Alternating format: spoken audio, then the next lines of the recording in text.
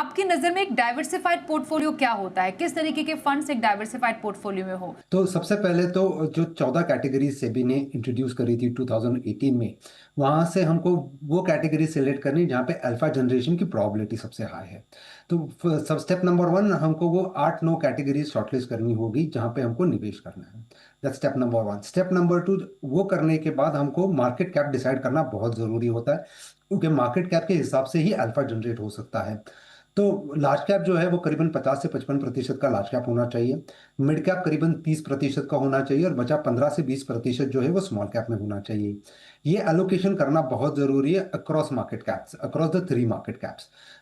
ये step number 2 है। Step number 3 ये है कि फिर इनमें से जो शॉर्टलिस्ट करके आपके पास फंड्स आते हैं, इनमें से आपको क्वालिटेटिव क्वांटिटेटिव असेसमेंट करके देखना होगा कौन से फंड्स है जहाँ पे आपकी अल्फा बनने की गुंजाइश सबसे हाई है, और उस हिसाब से एक बास्केट बनानी होगी जहाँ पे 13, 14, 15 फंड्स होंगे, जिसके वजह से आपकी as a group, as a portfolio, आपको 2 से 3% का अल्फा जनरेट कर पाए।